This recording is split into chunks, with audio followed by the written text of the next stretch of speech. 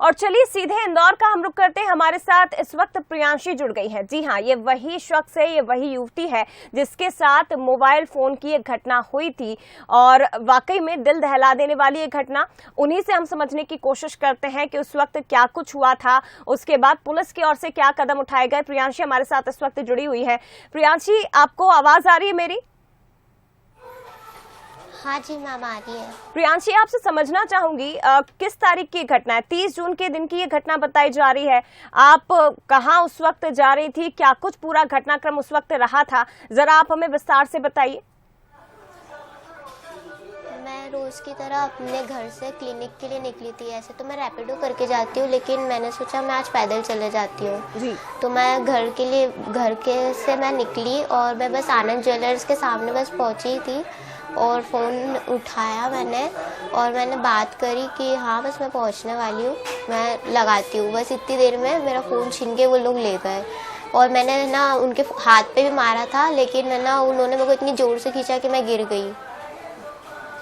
प्रियांशी, क्या करती हैं आप? आप कह रही हैं कि आप शायद क्लिनिक जा रही थी, तो आपके घर से उस क्लिनिक की दूरी कितनी है जिसे आपने तय किया? आपने सोचा कि आपको पैदल ही उस सफर को तय करना चाहिए? का रास्ता है जी, मिनिमम 20 मिनट का रास्ता है। रास्ता है। लगभग कितने किलोमीटर हम मान के चलें? आपके घर से कितना, जैसे 2 से 2.5 किलोमीटर की शायद दूरी रही होगी जिससे आप तय कर रही थी पैदल? हाँ। और इस दौरान हम देख रहे हैं वो तस्वीर भी 2 से 2.5 किलोमीटर। जी, और वो तस्वीर भी प्रियांशी हम इस वक्त दर्शकों को दिखा रहे हैं। जी जी, अपनी बात पूरी करिए।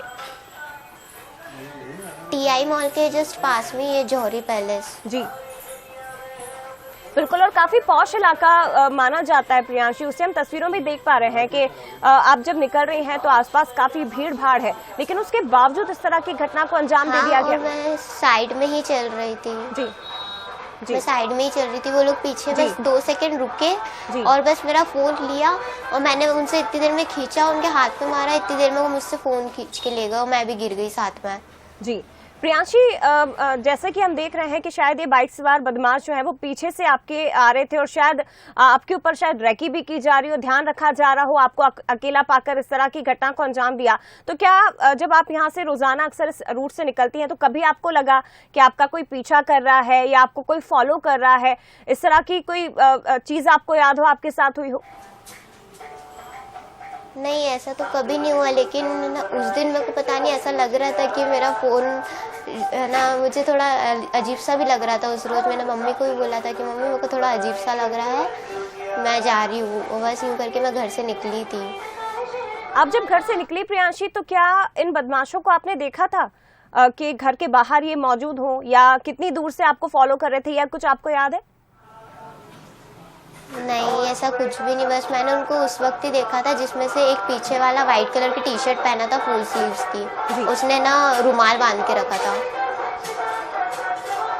दोनों बदमाशों ने रुमाल बांधा था प्रियांशी, या पीछे बैठे बदमाश ने ही? इनको क्या आपको कुछ याद कोई देखा था?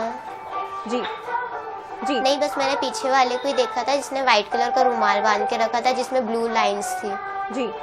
अच्छा प्रियांशी, मुझे ये बताइए, जब ये पूरा घटनाक्रम हुआ तो हम देख रहे हैं कि आप भी उनका पीछा करते करते, क्योंकि आपके हाथ से फोन छीना उन्होंने, तो आप सड़क पर गिर गई, आपको भी चोट आई। उसके बाद आप कहाँ गई? क्या आपने थाने पहुंची? आपने अपनी फैमिली को कॉल किया? क्या किया था उसके बाद आपने? हाँ, मैंने फिर उसके बाद में एक भैया थे, उनके साथ मैं वहाँ गई थी तुकोगंज थाना। फिर वहाँ पर मैंने रिपोर्ट लिखवाई थी। जी। फिर हम लोग वहाँ से जहाँ पे स्पॉट पे ऐसा हुआ ना, फिर वहाँ गए। फिर वहाँ से सर ने वहाँ से फुटेज निकाली। फिर हम वापस थाने गए।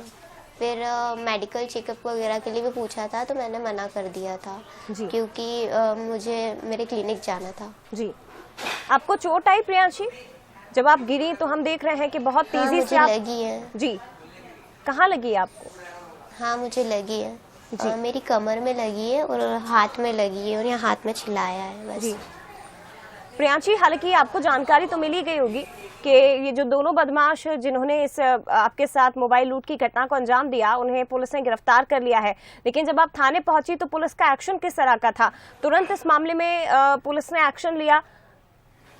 नहीं, उन्होंने तुरंत ही मतलब बोल रहे थे कि क्राइम ब्रांच वाले लग गए हैं। वो सर ने भी बोला था कि पक्की रिपोर्ट बनाई है, ऐसा बोल रहे थे वो जी। तो अभी आपको थाने बुलाया था प्रियांशी? आरोपियों को जब इनको गिरफ्तार किया तो उसके बाद आपको बुलाया था ना? हाँ।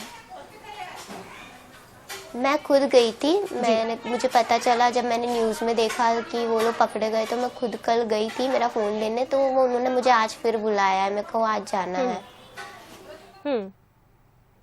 बिल्कुल प्रियांशी, लेकिन देखिए मैं जैसा बार बार कह रही हूँ कि बंसल न्यूज ने आपकी इस खबर को उठाया और ये खबरें जो हैं वो बेहद सावधान करने वाली हैं लोगों को। इंदौर में हम देख रहे हैं कि आए दिन इस तरह की घटनाएं सामने आ रही हैं।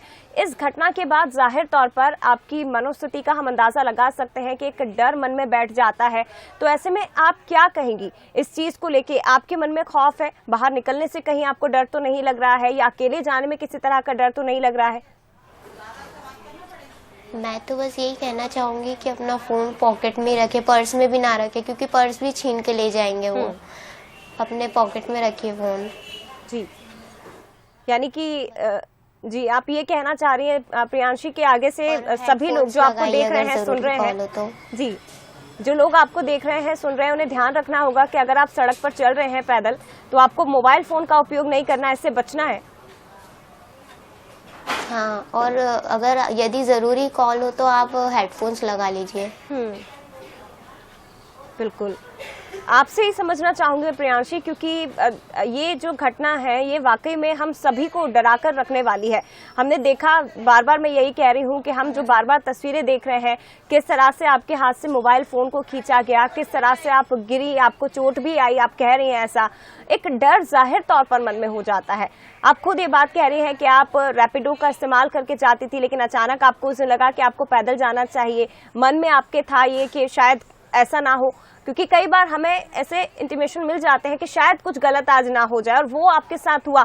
तो किन बातों का हमें ध्यान रखना होगा, वो मैं आपसे समझना चाहती हूँ। तमाम जो दर्शक और खास तौर पर जो लड़कियां आपको देख रही हैं, जो अकेले सफर करती हैं, क्या ध्यान रखना चाहिए उन्हें?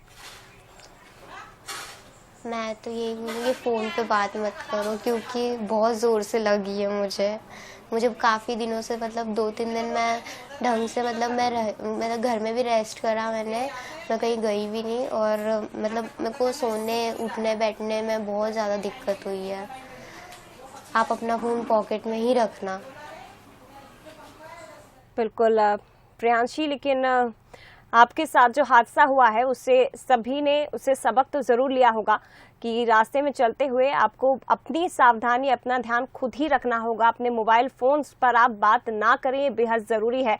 बहुत धन्यवाद आपका प्रियांशी, बंसल न्यूज के साथ जुड़ने के लिए, और आप अपना बेहद ध्यान रखिएगा। लेकिन जो हादसा हुआ है उससे निश्चित तौर पर आपने भी सबक लिया, और हम सभी ने सबक लिया है कि किन बातों का ध्यान आपको रखना है अगर आप सड़क पर पैदल चल रहे हैं। देखिए, ये वो तस्वीर थी 30 जून की वारदात, जिस मामले में बंसल न्यूज ने इस खबर को दिखाया, तुरंत एक्शन भी लिया गया।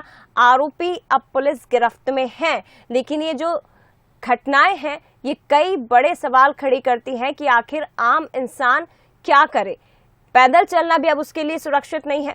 लूटपाट की घटनाएं बढ़ती जा रही हैं, चोरी की घटनाएं बढ़ती जा रही है, और इंदौर का ये पॉश इलाका है जहां इस तरह की वारदात को अंजाम दिया गया। ऐसे में पुलिस के लिए बेहद जरूरी है कि आम जन के मन में एक बार फिर से कानून व्यवस्था के लिए वो विश्वास पैदा कर सके। और ये चुनौती भी है, क्योंकि बड़ी जो वारदातें बढ़ रही हैं, ऐसे में चुनौतियां भी बहुत पुलिस के सामने हैं।